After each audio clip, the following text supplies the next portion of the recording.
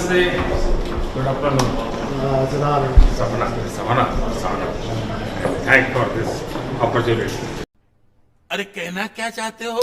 दोस्तों स्वागत है आप सभी लोगों का हमारे इस चैनल के एक और नए वीडियो में, जहां पे हम बात करेंगे हमारे प्रधान सेवक जी के बारे में, जो कि हमारे प्रधान सेवक जी पिछले 3 दिनों से अमेरिकी दौरे पे गए हुए हैं। और ऐसा तो कभी हो नहीं सकता कि हमारे प्रधान सेवक जी किसी विदेशी दौरे पे जाएं और वहां जाने के बाद वो खुद की फजीहत ना कराएं, खुद की बेइज्जती ना कराएं। आज की इस वीडियो में हम बात करेंगे दोस्तों प्रधानमंत्री मोदी के कुछ ऐसी एक्टिविटीज़, कुछ ऐसी हरकतें जिसके बाद उन्होंने अमेरिका में भी खुद की बेइज्जती करा ली, खुद की फजीहत करा ली।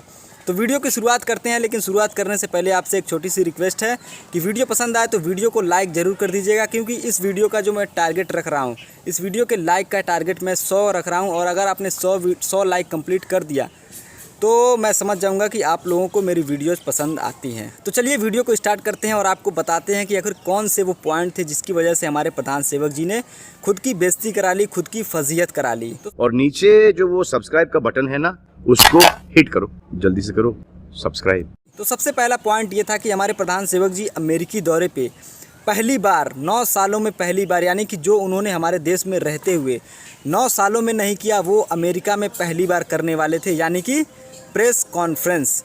यानी कि पहली बार वो अमेरिका के राष्ट्रपति जो बाइडेन के साथ पहली बार प्रेस कॉन्फ्रेंस को संबोधित करने वाले थे और मीडिया कर्मियों के कुछ सवालों के जवाब देने वाले थे। हालांकि सवाल सीमित थे, सवाल की लिमिटेशन थी, आप लिमिट से ज़्यादा हटके सवाल नहीं पूछ सकते थे। जब प्रधानमंत्री मोदी अमेरिकी राष्ट्रपति के साथ प्रेस कॉन्फ्रेंस को संबोधित करने के लिए आते हैं तो वहाँ पे एक पत्रकार सवाल करती है भारत के अल्पसंख्यक समुदाय से रिलेटेड कि आखिर जब भारत जैसे सेक्युलर कंट्री में जो माइनॉरिटी यानी कि जो अल्पसंख्यक लोग हैं उनके ऊपर इतना अत्याचार क्यों किया जा रहा है, और आपकी सरकार उन अत्याचारों से निपटने के लिए अल्पसंख्यक समुदाय की सुरक्षा के लिए क्या क्या कदम उठा रही है। उसके बाद हमारे प्रधान सेवक जी कुछ ऐसे जवाब देते हैं, कुछ ऐसे तर्क रखते हैं जिसे सुनने के बाद मेरा भी दिमाग घूम गया कि आखिरकार इनसे सवाल क्या किया गया और ये जवाब क्या दे रहे हैं।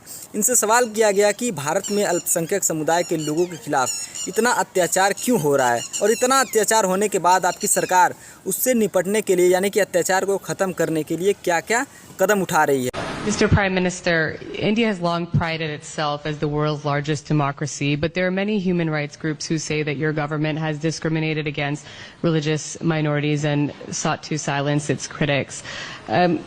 As you stand here in the east room of the White House, where so many world leaders have made commitments to protecting democracy, what steps are you and your government willing to take to improve the rights of Muslims and other minorities in your country and to uphold free speech?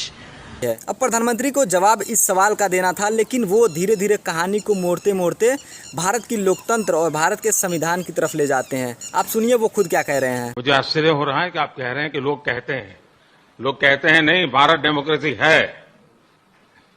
और जैसा राष्ट्रपति Biden ने कहा, भारत और America दोनों के DNA में लोकतंत्र है।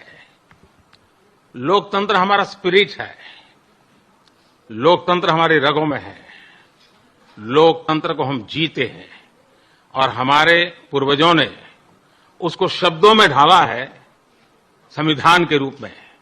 और हमारी सरकार लोकतंत्र के मूलभूत मूल्यों को आधार लेकर के बने हुए संविधान के आधार पर चलती है। और हमारा संविधान और हमारी सरकार, और हमने सिद्ध किया है डेमोक्रेसी कैन डिलीवर। और जब मैं डिलीवर कहता हूं तब कास्ट, क्रीड, रिलीजन, जेंडर, किसी भी भेदभाव को वहां जगह नहीं होती है। और जब हम लोकतंत्र की बात करते हैं तब अगर ह्यूमन वैल्यूज नहीं है, ह्यूमैनिटी नहीं है, ह्यूमन राइट्स नहीं है, फिर तो वो डेमोक्रेसी है ही नहीं।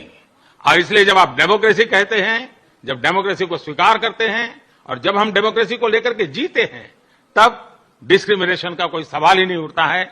और इसलिए भारत सबका साथ, सबका विकास, सबका विश्वास, सबका प्रयास, उन मूलभूत सिद्धांतों को लेकर के, और इसलिए हम चलते हैं। भारत में सरकार के जो बेनिफिट्स हैं वो एक्सेस टू ऑल है, जो भी उसके हकदार हैं उन सबको मिलते हैं। इसलिए भारत के लोकतांत्रिक मूल्यों में कोई भेदभाव नहीं है, न धर्म के आधार पर, न जाति के आधार पर, न उम्र के आधार पर, न भूभाग के आधार पर। अब आप जरा खुद सोचिए कि हमारे प्रधान सेवक जी से पत्रकार ने सवाल क्या किया।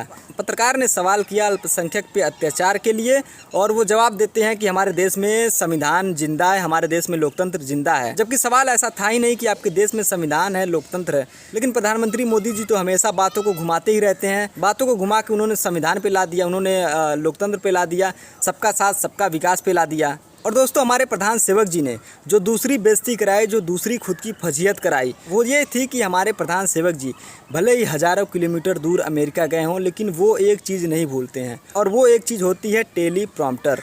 हमारे प्रधान सेवक जी ऐसा लगता है कि एक लफ्ज़, एक वर्ड नहीं बोल सकते हैं बिना टेलीप्रॉम्प्टर के। अब इसका अंदाज़ा आप इसी बात से लगा लीजिए कि एक तरफ वो प्रेस कॉन्फ्रेंस में बैठे हैं, सवालों का जवाब उन्हें देना है, लेकिन वहाँ पे भी वो टेलीप्रॉम्प्टर लगा के ही बैठे हैं। ऐसा लगता है जैसे उन सवालों का जो जवाब था वो कोई बाहर से उस टेलीप्रॉम्प्टर पे लोड कर रहा था, यानी कि लिख रहा था, जिसको प्रधानमंत्री मोदी को लाइन बाय लाइन बोलना है। यानी कि सवाल और जवाब यहाँ पे हो रहे हैं, लेकिन वहाँ पे भी प्रधान सेवक जी टेलीप्रॉम्प्टर का यूज कर रहे हैं। तो दोस्तों, आज के लिए बस इतना ही, और उम्मीद करता हूँ वीडियो पसंद आई होगी। वीडियो पसंद आई है तो वीडियो को एक लाइक कीजिए, चैनल को सब्सक्राइब कीजिए, और 100 लाइक का जो मैंने टारगेट रखा है उसको ज़रूर पूरा कीजिए। धन्यवाद।